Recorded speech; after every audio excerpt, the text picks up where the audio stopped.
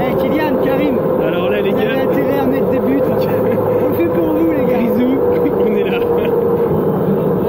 Ouais. Allez vas-y, vas-y.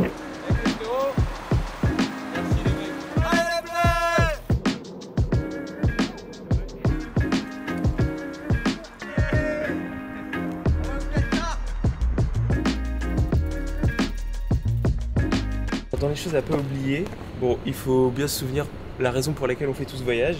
C'est pour aller supporter les Bleus, donc forcément on a tout l'attirail. J'ai 4 ou 5 chambres à air de rechange dans le fond de la sacoche. Dans le fond parce que j'espère en avoir pas besoin dès maintenant, mais bon ça viendra forcément. Le plus important, le drapeau des Bleus.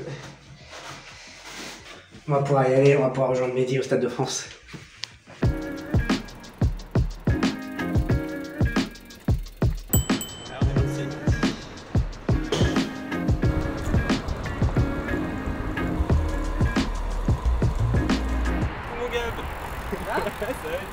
Prêt? Bah ouais, écoute, comme on peut, hein. À l'automne dernier, on est allé supporter les Bleus en Italie pour la Ligue des Nations. On a pris nos vélos, on est allé entre Turin et Milan, dans les Alpes, faire un peu de vélo. Et on s'est dit, c'est génial, on a mis nos deux passions, vélo et foot. Si on allait un peu plus loin, il y a la Coupe du Monde au Qatar l'année prochaine. Bon bah, let's go. Et voilà comment on se retrouve à pédaler à 8000 km sur un coup de tête et pour aller supporter les Bleus.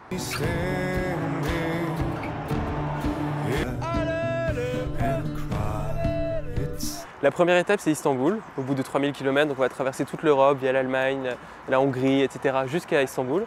Et ensuite, une fois à Istanbul, pour l'instant on a deux options, c'est conditionné par l'obtention ou non du visa iranien.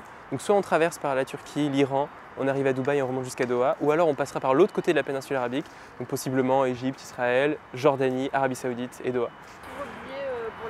On a tout ce qu'il faut, ils sont là près de nous, on espère qu'ils ne vont pas prendre l'eau. Voilà.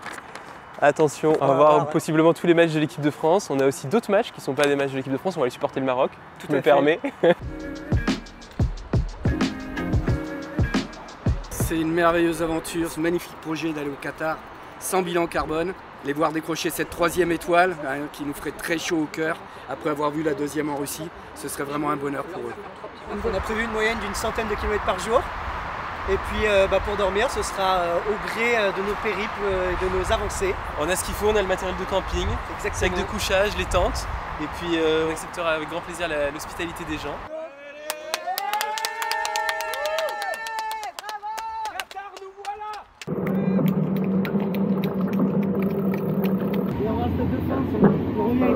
Symbolique de partir d'ici.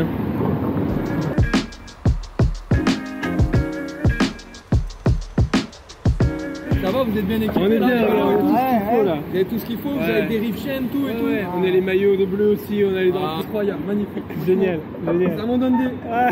c'est du plaisir. Mais... On travaille aussi avec une association qui s'appelle Travel with a Mission.